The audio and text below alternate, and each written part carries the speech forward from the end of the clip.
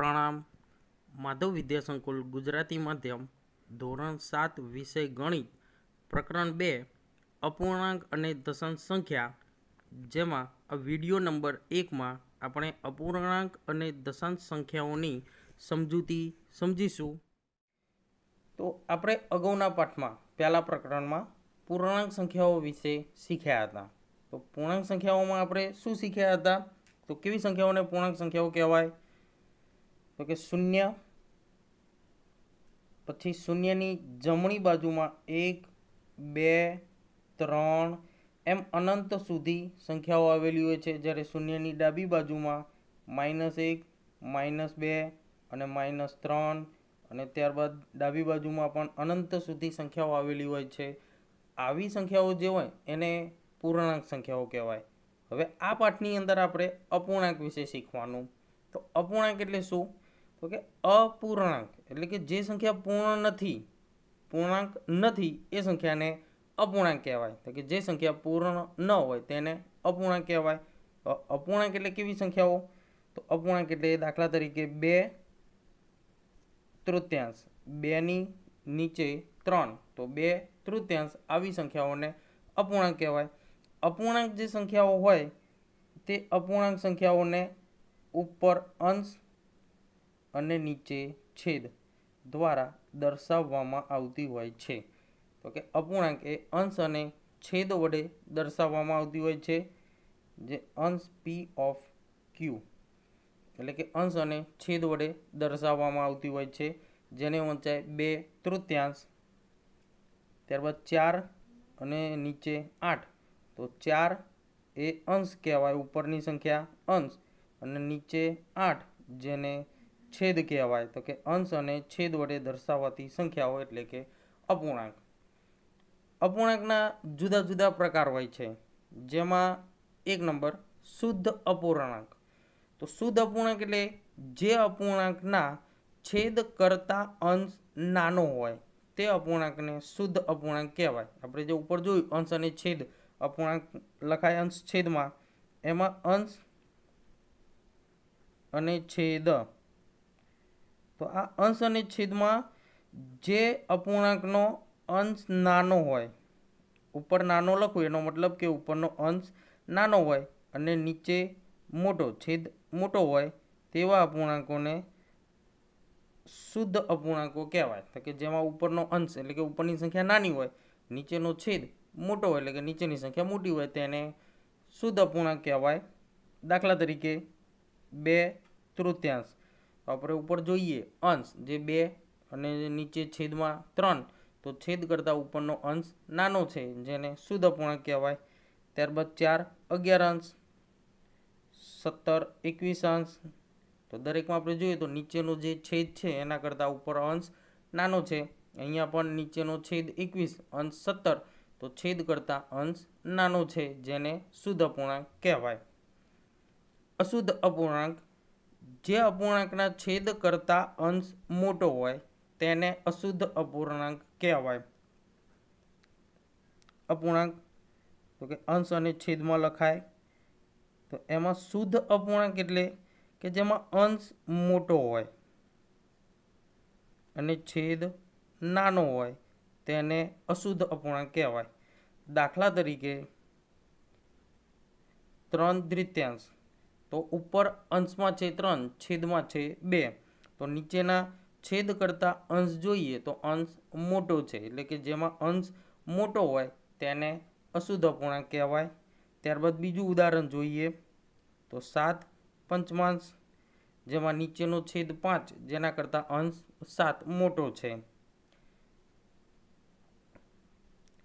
18/13, તો 18/13 અંશ 18 અને છેદ 13, તો આમાં પણ છેદ કરતાં ઉપરનો અંશ મોટો છે, એટલે કે તેને અશુદ્ધ અપૂર્ણાંક કહેવાય. તો કે શુદ્ધ અને અશુદ્ધ આપણે ખાલી અંશ વિશે ધ્યાન રાખીએ તો પણ આપણને ખ્યાલ આવી જાય.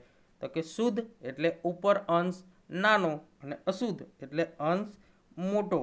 શુદ્ધ તો કે અંશ નાનો અને અશુદ્ધ એટલે અંશ મોટો. મિશ્ર અપૂર્ણાંક. પૂર્ણાંક અને અપૂર્ણાંક સંખ્યાઓના સરવાળાથી બનતી સંખ્યાને મિશ્ર અપૂર્ણાંક કહેવાય? તો કે પૂર્ણાંક સંખ્યા અને અપૂર્ણાંક સંખ્યા, પૂર્ણાંક સંખ્યા એટલે કે 4 વત્તા અપૂર્ણાંક સંખ્યા એટલે કે 3 પંચમાંશ.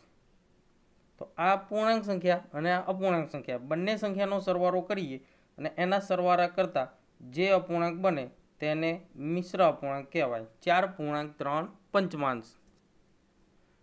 હવે અહીં આપણે કીધું છે કે પૂર્ણાંક સંખ્યા અને અપૂર્ણાંક સંખ્યાના સરવાળાથી બનતી સંખ્યા. હવે સરવાળાનો મતલબ શું? કે આપણે અહીંયા સરવાળો નથી કરવાનો. સરવાળો એટલે કે આ જે પૂર્ણાંક સંખ્યા અને અપૂર્ણાંક સંખ્યા છે ને એ બંને સંખ્યાને જોડે લખવાની, સાથે લખવાની.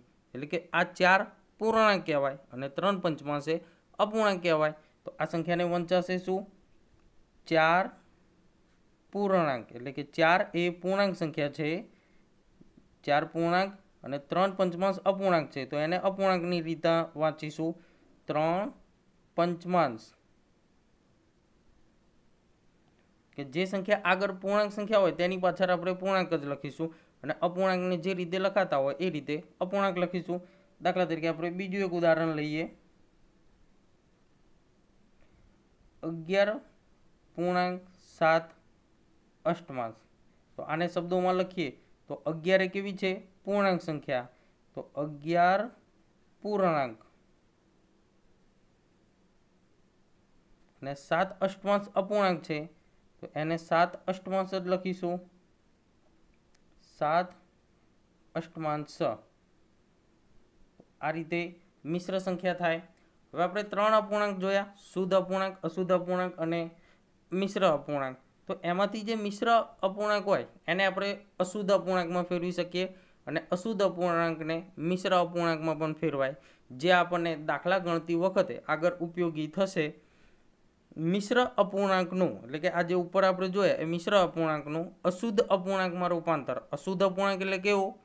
કે જેમાં અંશ મોટો હોય એ અશુદ્ધ અપૂર્ણાંકમાં રૂપાંતર કરવાનું છે. આપણે આ જ ઉદાહરણ લઈએ. નંબર 1 4.3 પંચમાંશ. તો મિશ્ર સંખ્યાનું અશુદ્ધ અપૂર્ણાંકમાં કેવી રીતે રૂપાંતર કરીશું? તો મિશ્ર સંખ્યાનું અશુદ્ધ અપૂર્ણાંકમાં રૂપાંતર કરવા માટે આપણે ખાલી અહીંયા એક સૂત્ર જેવું લખું છું, જે તમે યાદ રાખજો અને વધારે પ્રેક્ટિસ કરજો તો એ આપણને ડાયરેક્ટ જ મોઢે રહી જશે. તો મિશ્ર સંખ્યાનું અશુદ્ધ અપૂર્ણાંકમાં રૂપાંતર કરવા માટે જે પૂર્ણાંક સંખ્યા હોય એ પૂર્ણાંક સંખ્યા અને છેદ આ બંનેનો ગુણાકાર કરવો અને એમનો જે ગુણાકાર આવે એ ગુણાકારના જવાબમાં અંશનો સરવાળો કરવો અને છેદમાં જે છેદ હોય એ છેદ એના એ જ રાખવો. બરાબર? તો કે સૂત્ર પ્રમાણે આપણે ગણતરી કરીએ તો આપણે સરળતાથી શીખી શકીએ. પૂર્ણાંક સંખ્યા, તો પૂર્ણાંક સંખ્યા અહીંયા આપેલી છે 4 ગુણ્યા અંશ, તો છેદમાં છે 5, તો ગુણ્યા 5 વત્તા અંશ, અંશમાં છે 3 અને નીચે છેદનો છેદ જે હોય રાખવાનો. છેદ 5 છે તો આપણે 5ના 5 જ રાખીશું. હવે પૂર્ણાંક સંખ્યા અને છેદનો ગુણાકાર એટલે 4 ગુણ્યા 5, 4 પંચા 20, 20 વત્તા 3, તો 20 ને 3 23 અને છેદમાં 5ના 5. તો આ 23 પંચમાંશ એ 4.3 પંચમાંશનું અશુદ્ધ અપૂર્ણાંક કહેવાય. નંબર 2 11.7 અષ્ટમાંશ. હવે આ જે 11.7 અષ્ટમાંશ આપેલું છે આને આપણે ડાયરેક્ટ કરવાનો પ્રયત્ન કરીશું. તો ડાયરેક્ટ કરવા માટે શું કરવાનું? તો કે સૌથી પહેલાં પૂર્ણાંક સંખ્યા અને છેદ, પૂર્ણાંક સંખ્યા અને છેદ જે હોય એ બંને સંખ્યાનો આપણે અહીંયા નીચે પહેલાં ગુણાકાર કરીશું અને ઉપર સરવાળો કરીશું. તો કે 11 ગુણ્યા 8, 11 × 8 88. હવે એ 88ની અંદર 7 ઉમેરવાના, પ્લસ કરવાના. 88 વત્તા 7 એટલે થશે 95 અને જે જવાબ આવે એના છેદમાં જે રકમમાં જે છેદ હોય એનો એ છેદ આપણે જવાબમાં રાખીશું. એટલે કે 11.7 અષ્ટમાંશનું અશુદ્ધ અપૂર્ણાંક થશે 95 અષ્ટમાંશ. તો આ રીતે આપણે મિશ્ર સંખ્યાનું અશુદ્ધ અપૂર્ણાંકમાં રૂપાંતર કરી શકીએ. તો મિશ્ર સંખ્યાનું અશુદ્ધ અપૂર્ણાંકમાં રૂપાંતર કરવા માટે આપણે સૌથી પહેલાં પૂર્ણાંક સંખ્યા અને છેદ બંનેનો નીચે ગુણાકાર કરીશું અને એનો જે જવાબ આવે એમાં અંશનો સરવાળો કરીશું. તો આ ગુણાકાર અને સરવાળો આ બે વસ્તુ આપણે याद राखीशुं, जेथी आपणे अगाऊ दाखलामां आ रीते डायरेक्ट ज रूपांतर करवानुं छे। हवे अशुद्ध अपूर्णांकनुं मिश्र संख्यामां रूपांतर करवानुं। अशुद्ध अपूर्णांक आपेलो होय तो एनुं आपणे मिश्र संख्यामां रूपांतर करीशुं। अशुद्ध अपूर्णांक दाखला तरीके 15/4। तो अशुद्ध अपूर्णांक कोने कहेवाय? तो जेमां अंश मोटो होय अने छेद नानो होय तेने अशुद्ध अपूर्णांक कहेवाय। आ अशुद्ध अपूर्णांकनुं मिश्र संख्यामां रूपांतर करवानुं छे, मिश्र अपूर्णांकमां फेरवવાનો छे। तो एना माटे आपणे अशुद्ध अपूर्णांकमां जे संख्या आपेली होय अंश अने छेद ए बंनेनो भागाकार करीशुं। भागाकार 15/4। अंश जे होय जेने अंदરના ભાગમાં લખીશું, છેદ બહારના ભાગમાં લખીશું। 4નો ઘડિયો 15 સુધી બોલીશું, એટલે કે 4ના ઘડિયામાં 15 આવે નહીં, તો 15 કરતાં નાની સંખ્યા આવે ત્યાં સુધી 4નો ઘડિયો આપણે બોલીશું। 4 દુ 8, 4 તરી 12 અને ચોખ્ખું ચોખ્ખું 16, તો 16 વધી જશે એટલે 4 તરી 12। 15માંથી 12 બાદ કરીશું એટલે છેદ શેષ વધે 3। હવે આજે આપણે ભાગાકાર કર્યો તો આ ભાગાકારને આપણે ફેરવીને મિશ્ર અપૂર્ણાંકમાં લખવાનું। તો જે આપણે 3 સંખ્યા, એક આ 4 જેનો જવાબ આવ્યો 3 અને શેષ વધી 3, આ 3 સંખ્યા આપણે મુખ્ય લઈશું। ત્રણેય સંખ્યાને ડાબી બાજુએ એક એક સ્ટેપ આગળ ફેરવી દઈશું। 4 જે અહીંયા વચ્ચે આપેલા છે એને આપણે નીચે લાવી દઈશું, એટલે કે સાથે જવાબ લખી જઈએ આપણે। તો 4 જે વચ્ચે છે એને નીચે એટલે કે અહીંયા છેદમાં લખીશું, બરાબર। અહીંયા નીચે જે શેષ વધી એને ઉપર તરફ આગળ લઈ જઈશું, આગળ એટલે કે અહીંયા ઉપર આવશે, અને આ 3 જે ઉપર છે એને આપણે સાઈડમાં લાવીશું, બાજુમાં, એટલે કે એ 3 અહીંયા આવશે। ઓકે, આ રીતે ભાગાકારમાં જે 3 સંખ્યા મળે આપણને એને આપણે ડાબી બાજુએ એક એક સ્ટેપ ગોળ ફેરવી દઈશું। ઉપરની સંખ્યા બાજુમાં આવશે એટલે કે અહીંયા લખાશે, બાજુની સંખ્યા નીચે જશે એટલે કે છેદમાં આવશે, અને નીચેની સંખ્યા ઉપર એટલે કે અંશમાં આવશે। તો આ રીતે આપણે ભાગાકારમાં મળતી 3 સંખ્યાઓને એક એક સ્ટેપ ગોળ ફેરવી દઈએ, જેથી આપણને અશુદ્ધ અપૂર્ણાંકનું મિશ્ર અપૂર્ણાંક મેળવી શકાય। હવે આ જ ક્રિયા આપણે જો ડાયરેક્ટ કરવી હોય તો, એટલે કે દાખલો આપણે સીધો ગણવો હોય તો 27/8, તો 27 અષ્ટમાંશનું આપણે મિશ્ર અપૂર્ણાંકમાં રૂપાંતર કરીએ। તો સૌથી પહેલાં હવે છેદ આપણે જે આપેલો હોય રકમમાં, છેદ હંમેશા તેનો તે જ રાખીશું, છેદ ક્યારે પણ બદલાશે નહીં। અહીંયા આપણે જોઈએ તો કે ભાઈ મિશ્ર અપૂર્ણાંકનું સાદા અપૂર્ણાંકમાં રૂપાંતર કરીએ અશુદ્ધ અપૂર્ણાંકમાં, તો પણ છેદ 5 હતો તો 5નો 5 જ રહ્યો। અહીંયા મિશ્ર અપૂર્ણાંકનો છેદ 8 હતો તો અશુદ્ધ અપૂર્ણાંકમાં પણ છેદ 8 જ રહ્યો। અહીં અશુદ્ધ અપૂર્ણાંકમાં છેદ 4 હતો તો મિશ્ર અપૂર્ણાંકમાં છેદ 4 જ રહ્યો, એટલે કે 4 4 છેદ બદલાશે નહીં, છેદ હંમેશા તેનો તે જ રહેશે। તો એના માટે આપણે 8 જે છેદમાં આપેલા છે, છેદ 8નો 8 જ રાખીશું। હવે 8નો ભાગાકાર 27 સાથે કરવાનો, તો 8નો ઘડિયો આપણે 27 કે એનાથી નાની સંખ્યા આવે ત્યાં સુધી બોલીશું, એટલે કે 8 1 8, 8 2 16, 8 તરી 24, 8 ચોક 32, એટલે કે 8 તરી 24 વડે આપણે ભાગ ચલાવવા પડશે। 8 તરી 24, 8ના ઘડિયામાં 3 ઉપર 24 આવે છે, તો આપણે જે 3 ઉપર 24 આવે ને એ 3 અહીંયા બાજુમાં લખીશું, પૂર્ણાંક સંખ્યામાં લખીશું 3। 8 તરી 24, 24 થયા, તો એ 24ને આપણે 27માંથી બાદ કરીશું। 24 જે આવે આપણા 8 તરી 24, એ 24ને આપણે અહીંયા 27માંથી બાદ કરીશું। તો 27માંથી 24 બાદ કરીએ એટલે વધે 3, તો 3.3 અષ્ટમાંશ। આ રીતે આપણે ભાગાકાર કરીએ તો 27/8, 8 તરી 24, 27માંથી 24 બાદ કરીએ એટલે શેષ વધે 3। હવે આ 3 સંખ્યાને આપણે ગોળ ફેરવો તો કે 3 બાજુમાં આવશે એટલે 3 અહીંયા આવી ગયા, આ 8 છેદમાં જશે એટલે નીચે આવી ગયા, અને આ 3 ઉપર એટલે કે અંશમાં આવશે તો 3 ઉપર અંશમાં આવી ગયા। તો આ રીતે આપણે અશુદ્ધ અપૂર્ણાંકની મિશ્ર સંખ્યામાં ડાયરેક્ટ રૂપાંતર કરીને પણ ભાગાકાર વડે ફેરવી શકાય। ત્રીજું એક ઉદાહરણ જોઈએ, 49/5। તો હવે આ વિદ્યાર્થીઓ તમે કહું એ પ્રમાણે જાતે કરજો, કે સૌથી પહેલાં આપણે ડાયરેક્ટ બરાબર સીધું જ ભાગાકાર કર્યા વગર જ શીખવાનું છે। તો સીધું જ રૂપાંતર કરવા માટે આપણે સૌથી પહેલાં એક લીટી દોરીશું, જેમાં ઉપર અંશ, છેદ અને અહીંયા પૂર્ણાંક સંખ્યા એવા 3 અંકો લખાશે। तो સૌથી પહેલાં આપણે શું કરવાનું છે? તો સૌથી પહેલાં આપણે છેદ, જે રકમમાં જે છેદ આપેલો હોય તે જ છેદ આપણે જવાબમાં પણ લખીશું. એટલે કે રકમમાં છે 5, તો જવાબમાં પણ આપણે લખીશું 5 જ છેદ એના જ આવશે. હવે 5નો ઘડિયો 49 આવે ત્યાં સુધી બોલવાનો. તો 5ના ઘડિયામાં 49 નહીં આવે. 5 ઈઠા 40, 5 નવ્વા 45 અને 5 દાન 50. તો 49 કરતાં નાની સંખ્યા ક્યાં આવશે? 5ના ઘડિયામાં 5 નવ્વા 45, કે 5 નવ્વા 45. તો આ 5 નવ્વા 45માંથી જે 5 આવ્યા એ છેદમાં આવી ગયા. 9 જે છે, બરાબર, એ 9 આપણે અહીં પૂર્ણાંક સંખ્યામાં લખીશું. અને જે જવાબ આવે 45, એ 45ને આપણે અહીં 49માંથી બાદ કરીશું. તો 49માંથી 45 બાદ કરીએ એટલે જવાબ વધે 4. તો 9.4 આ રીતે આપણે અશુદ્ધ અપૂર્ણાંકનું મિશ્ર અપૂર્ણાંકમાં રૂપાંતર કરી શકીએ છીએ. અપૂર્ણાંક, પૂર્ણાંક અને અપૂર્ણાંકનો વ્યસ્ત. તો કે વ્યસ્ત સંખ્યાઓ કોને કહેવાય? તો જે બે સંખ્યાઓનો ગુણાકાર કરતાં આપણને 1 મળે ને તે બંને સંખ્યાઓને એકબીજાની વ્યસ્ત કહેવાય. એટલે કે આપણે બે સંખ્યા લઈએ, દાખલા તરીકે 3 ગુણ્યા 1/3.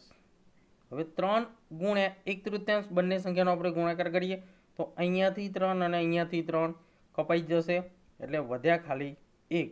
તો 3 અને 1/3 બંનેનો આપણે ગુણાકાર કર્યો, જેમાં જવાબમાં આપણને 1 મળ્યા. એનો મતલબ શું? તો કે 3 અને 1/3 બંને એકબીજાની વ્યસ્ત સંખ્યા છે. તો કે 3નો વ્યસ્ત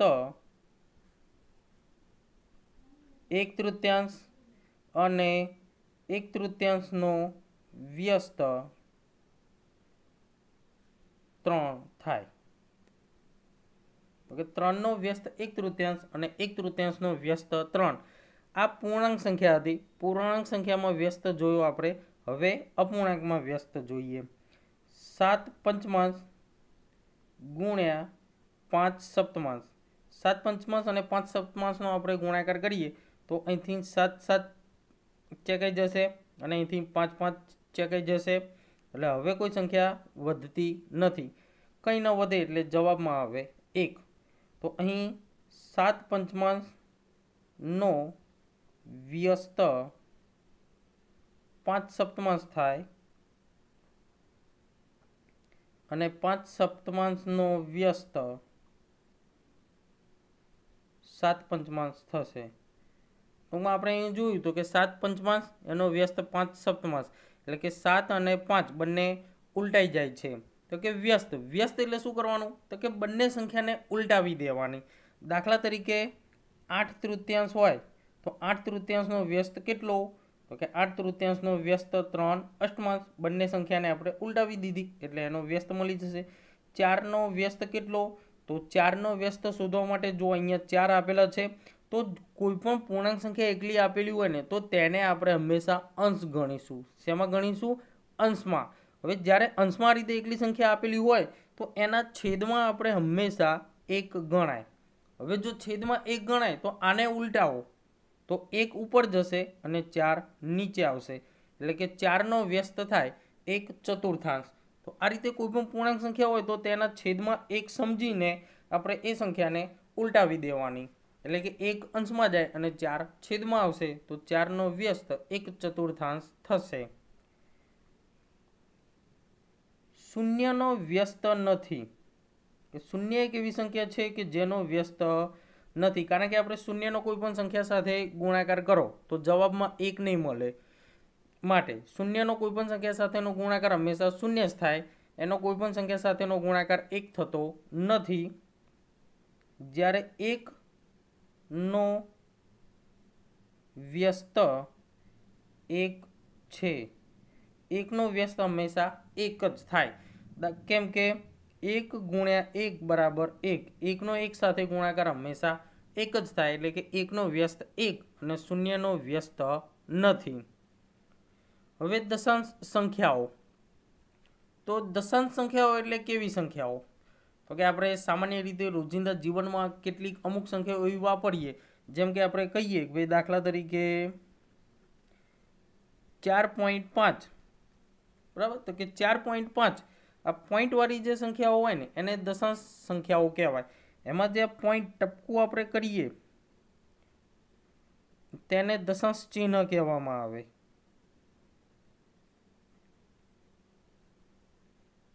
દશાંશ સંખ્યાઓ સમજવા પહેલાં આપણે તેની થોડીક સ્થાન કિંમતો જોઈએ. હવે આપણે અગાઉ અમુક સ્થાન કિંમતો ભણી ગયા છીએ, જેમ કે એકમ, દશક, 100, પછી 1000, 10,000, લાખ, 10 લાખ. આ જે સ્થાન કિંમતો હોય એ જમણી બાજુથી ડાબી બાજુમાં આવે.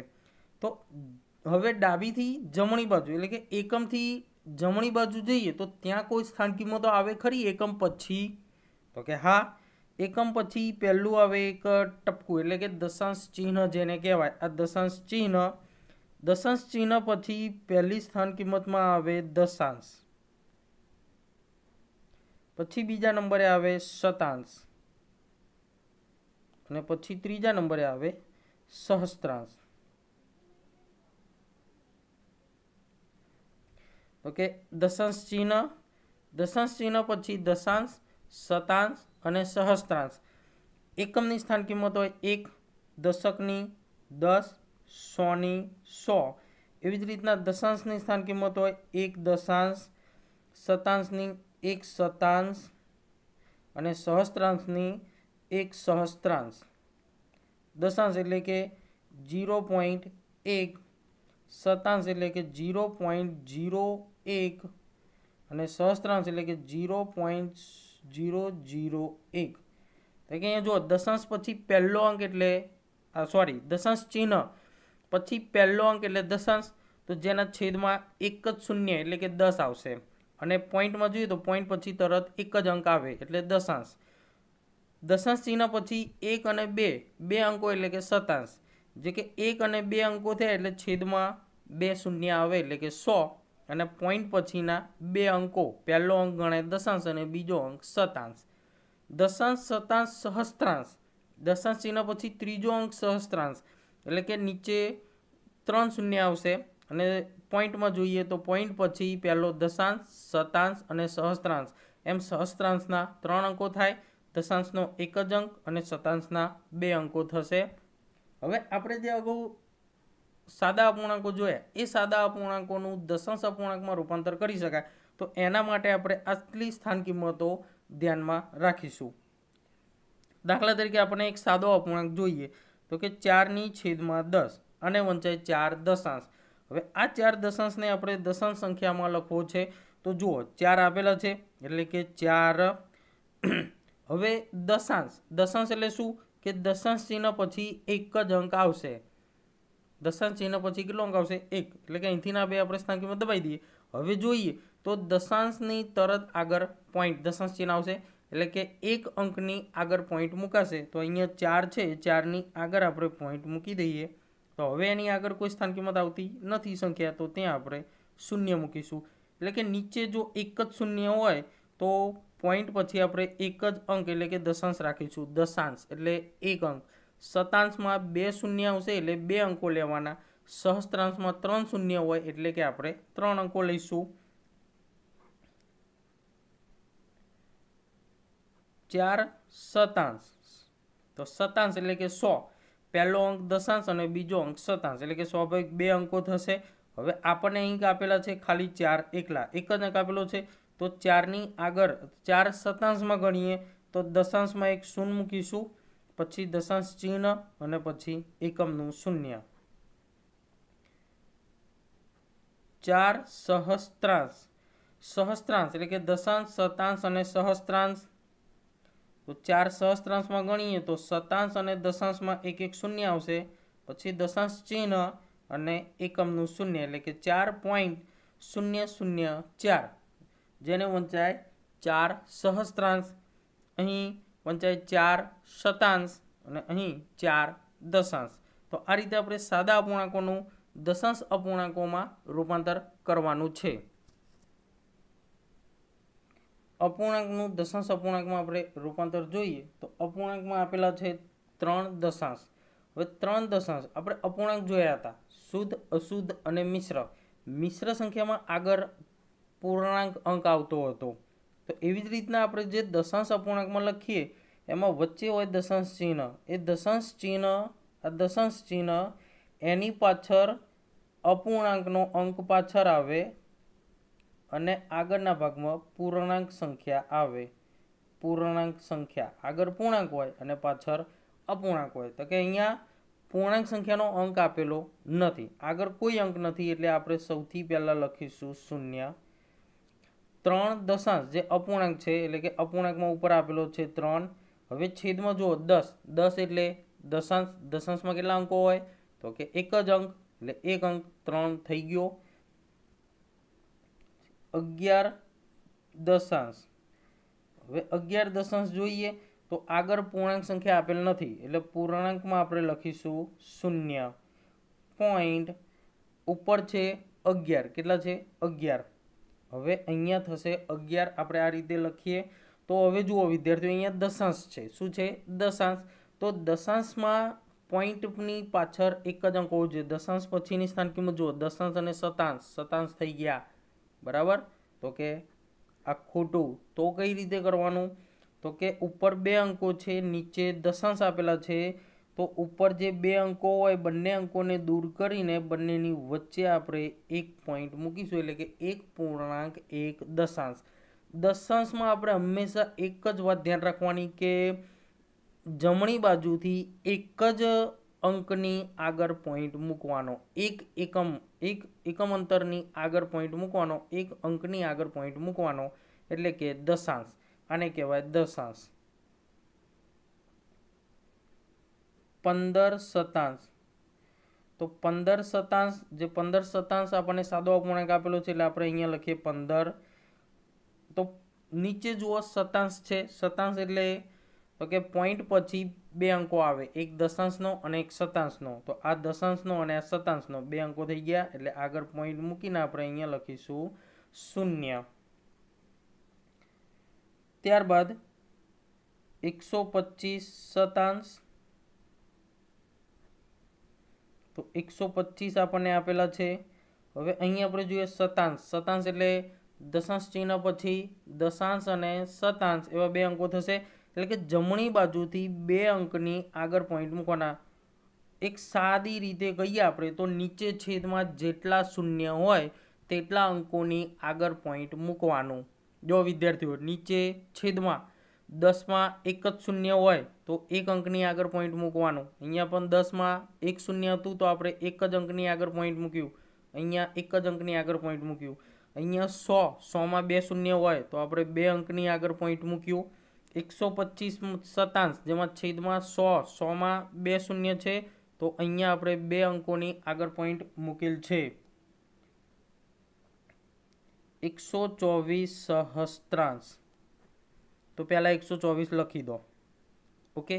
હવે છેદમાં જુઓ કેટલા છે સહસ્ત્રાંશ. સહસ્ત્રાંશમાં 1000 એટલે કે 3 અંકો, 3 શૂન્ય તો 3 અંકો, પાછળથી ગણો 1 2 3 અંકો થઈ ગયા. ત્યાં આગળ પોઈન્ટ મૂકીને કોઈ જ સંખ્યા ના આવે તો પૂર્ણાંકમાં લખવાનો 0.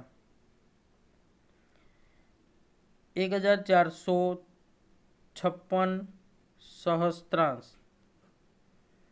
1456 સહસ્ત્રાંશ. સહસ્ત્રાંશ એટલે દશાંશ શતાંશ સહસ્ત્રાંશ 3 અંકો થશે.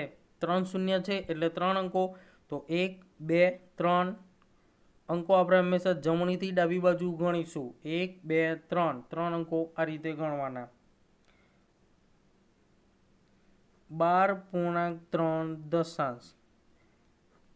હવે જુઓ અહીંયા આગળ 12 પૂર્ણાંક આપેલા છે. આ કોઈ પણ સંખ્યામાં આગળ પૂર્ણાંક નહોતા તો દરેકમાં આપણે આગળ 0 0 0 મૂકતા હતા. હવે અહીંયા આગળ 12 પૂર્ણાંક આપેલા છે તો 12 પૂર્ણાંક આપેલા હોવાથી અહીંયા આવશે પહેલાં 12 પછી પૂર્ણાંક. 3 દશાંશ. દશાંશ એટલે કે પોઈન્ટ પછી 3 લખી દો, અને દશાંશમાં એક જ અંક હોય તો એક અંકની આગળ પોઈન્ટ મૂકેલ છે. 10.451 સહસ્ત્રાંશ. તો 10 પૂર્ણાંક એટલે કે 10 પૂર્ણાંકમાં છે તો 10 પછી પોઈન્ટ મૂકો. હવે નીચે જુઓ સહસ્ત્રાંશ એટલે 3 શૂન્ય તો 3 અંકો હોય. ઉપર અંશમાં જોઈ લો 3 અંકો આપેલા છે તો હા, તો 451 એમના એમ લખી દો. 4.3 શતાંશ 4 પૂર્ણાંકમાં છે એટલે કે 4 પછી દશાંશ ચિહ્ન 4 પૂર્ણાંક વંચાય અને 3 શતાંશમાં શૂન્ય કેટલા 2 તો કેટલા અંકો જોઈશે 2 અંકો જોઈશે. હવે અહીંયા આપણને આપેલા છે ખાલી 3 એકલા જ. અંશમાં જોઈ લો 3 એકલા આપેલા છે. આપણે છેદ પ્રમાણે કેટલા અંકો જોઈએ 2 તો 2 અંકો મેળવવા માટે આપણે જે 3 એકલા છે એમાં 2 અંકો કરવા માટે 3ની આગળ એક શૂન્ય પણ મૂકી દઈશું. એટલે અહીંયા 3ની આગળના ભાગમાં એટલે કે દશાંશના સ્થાનમાં એક શૂન્ય આવશે. તો આ રીતે આપણે અપૂર્ણાંકોનું સાદા દશાંશ અપૂર્ણાંકોમાં રૂપાંતર કરી શકીએ છીએ. તો તમે જે પહેલું પ્રકરણ પૂર્ણ કરેલું હશે એની પાછળ પ્રકરણ 2 શરૂ કરીને તેમાં અપૂર્ણાંક અને દશાંશ સંખ્યાઓની સમજૂતી દરેક વિદ્યાર્થીઓ લખવાની રહેશે. જે આપણા હોમવર્કમાં છે કે સમજૂતી લખવી, વાંચવી અને તેને મોઢે કરવી. પ્રણામ.